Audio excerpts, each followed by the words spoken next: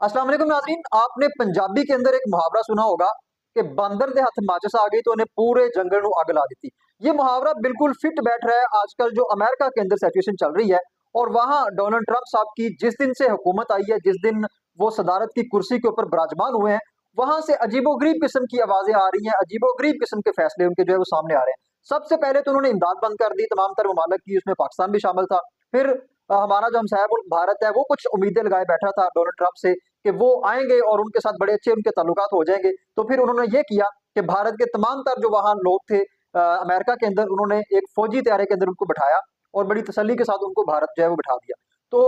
भारत का जो वो कुछ फहमियां थी वो भी कुछ कम हो गई। बहरहाल अभी उन्होंने एक और बड़ा ऐलान किया और कल उन्होंने जो प्रेस कॉन्फ्रेंस की है, उस प्रेस कॉन्फ्रेंस ने हर तरफ आग लगा दी है और इस वक्त पूरी जो दुनिया है वो उस प्रेस कॉन्फ्रेंस की शदीद मजम्मत कर रही है और डोनाल्ड ट्रंप के इस मौकफ की जो है वो तरदीद की जा रही है और हर तरफ जो है वो बड़ा गमो गुस्सा पाया जा रहा है। उन्होंने कल प्रेस कॉन्फ्रेंस करते हुए उनके साथ नेतन्याहू थे जो इसराइली वज़ीर आज़म है, उनके साथ उन्होंने प्रेस कॉन्फ्रेंस की क्योंकि नाज़रीन का इससे पहले जो एक तासर पाया जा रहा था कि डोनाल्ड ट्रंप जो है वो बड़े मसाइल को हल करने वाले हैं और जिस दिन वो अमेरिका के सदर बन गए तो कुछ लोग ये कह रहे थे कि ये जो मसला फ़लस्तीन है ये बिल्कुल हल हो जाएगा और वो बड़े अमन पसंद हैं और वो अपनी अमन पसंदी का मुजाहरा करते हुए जो फ़लस्तीनी मुसलमान हैं उनकी आवाज़ बनेंगे और फ़लस्तीन का जो मामला है ये हल हो जाएगा। लेकिन कल जो उन्होंने प्रेस कॉन्फ्रेंस की उसमें उन्होंने तमाम तर जो अपने नकाब है वो उतार दिए और उन लोगों को वाज़ेह तौर पर पैगाम दिया जो लोग उस वक्त अमन की बात कर रहे थे कि मैं बिल्कुल जो है वो अमन का पैगाम लेकर नहीं आया, बल्कि मैं तो यहाँ मुसलमानों के खिलाफ खड़ा होने के लिए आया हूँ।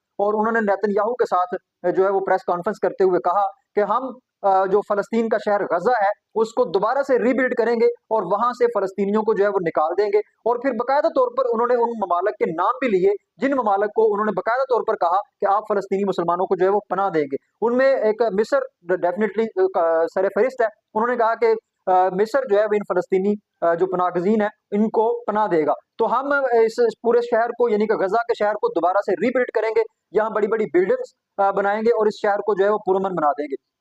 तो ये एक डेफिनेटली एक ऐसा ऐलान है कि ये फ़लस्तीन के ऊपर एटम बम गिराने के मुतरादिफ है, क्योंकि उसकी वजह यह है कि इस वक्त गजा के अंदर पूरे फ़लस्तीन के अंदर जो मुसलमान इस वक्त कुर्बानियां दे रहे हैं उनकी सिर्फ और सिर्फ एक ही सजा है कि सारे यानी कि नेतन्याहू साहब भी उनको यही कह रहे हैं कि आप फ़लस्तीन को छोड़ दें, आप गजा को छोड़ दें, आप मस्जिद अक्सा को छोड़ दें। तो वो मुसलमान जो है उसको छोड़ने के लिए तैयार नहीं है। यानी कि अब तक जो एक कॉमन पॉइंट पे लड़ाई है वो लड़ाई यही है कि यहूदी उनको कह रहे हैं कि आप यहाँ से निकल जाएं, इस जगह को खाली कर दें, ये जगह हमारी है, हम इसको जो है वो रीबिल्ड करेंगे और हम इसके ऊपर अपना जो है वो कब्जा जमाएंगे। लेकिन मुसलमान इस बात को मानने के लिए तैयार नहीं है। तो डोनाल्ड ट्रंप साहब ने फिर वही फार्मूला इस्तेमाल किया और उन्होंने वाज़ेह तौर पर ये कह दिया कि हम अपनी फौज भी जो है वो फ़लस्तीन के अंदर उतार देंगे और यहाँ से मुसलमानों का मुकम्मल सफाया करके इस पूरे शहर का जो है वो कंट्रोल संभाल लेंगे। बहरहाल ये एक उनका दहशत गर्दाना एक बयान है और ये इतना खौफनाक किस्म का बयान है कि अगर इंसानी हकूक की तंजीमें और इस वक्त जितने भी आलमी इदारे हैं जो पूरी दुनिया के अंदर अमन चाहते हैं, अगर वो वाकई अमन चाहते हैं तो फिर उनको इस अमेरिकी सदर के इस बयान का जो है वो जवाब देना चाहिए कि एक अमेरिकी सदर इस तरीके की बात कैसे कर सकता है। लेकिन अभी जो अक़वाम मुत्तहिदा के जनरल सेक्रेटरी हैं उनका इसके ऊपर बयान जरूर आया और उस पर उन्होंने कहा है कि ट्रंप साहब ने ये जो बात की है ये बिल्कुल गलत की है और ट्रंप साहब किसी खुशफहमी में जो है वो मुब्तला ना रहे, ऐसा नहीं हो सकता। तो बहरहाल ये उनकी जानब से एक बयान आ गया। दूसरी जानब जो सऊदी अरेबिया है उनकी तरफ से भी एक तगड़ा किस्म का बयान आया और सऊदी अरब ने भी कहा है कि ये जो मामला है ये इस तरीके से हल नहीं होगा और जिस तरीके से मुसलमानों को धमकियां दी जा रही हैं और डोनाल्ड ट्रंप की जानब से ये जो अल्फाज इस्तेमाल किए गए हैं ये बिल्कुल काबिल मजम्मत है। इसी तरीके से जितने भी दूसरे ममालिक हैं वहाँ शदीद गुस्सा जो है वो पाया जा रहा है और इस बयान की जो है वो मजम्मत की जा रही है। इसी तरीके से दुनिया के जो दूसरे ममालिक हैं वो भी ट्रंप साहब के इस बयान की जो है वो मुकम्मल मजम्मत कर रहे हैं और इस बयान को दहशत गर्दाना बयान जो है वो करार दिया जा रहा है। दूसरी जानब अभी जो व्हाइट हाउस की तर्जमान है उन्होंने अपनी एक प्रेस कॉन्फ्रेंस की और उसमें उन्होंने डोनाल्ड ट्रंप के बयान की जो है वो तईद करते हुए कहा कि आप जो मीडिया के लोग हैं वो इस बयान को तरोड़ मरोड़ कर पेश कर रहे हैं।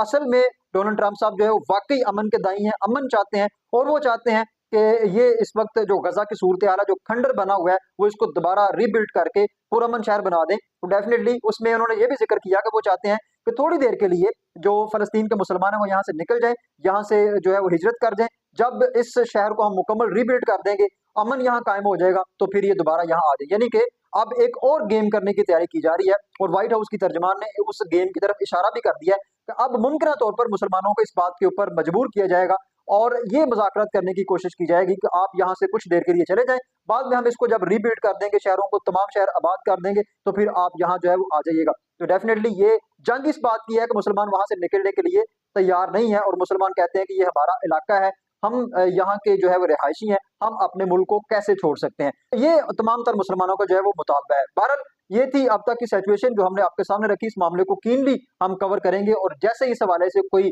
खबरें आएँगी हम आपके साथ एक-एक खबर शेयर करते रहेंगे, अपना तज्ज़िया भी आपके सामने रखेंगे। बहरहाल डोनाल्ड ट्रंप के इस बयान के ऊपर आपका क्या मौक़िफ़ है? आप भी कमेंट बॉक्स में अपनी राय ज़रूर दीजिएगा। एक नए व्लॉग में आपका मेज़बान नाना सैयद बिनास आपकी खिदमत में दोबारा हाज़िर होगा। तब तक के लिए इजाज़त दीजिए। अल्लाह हाफ़िज़।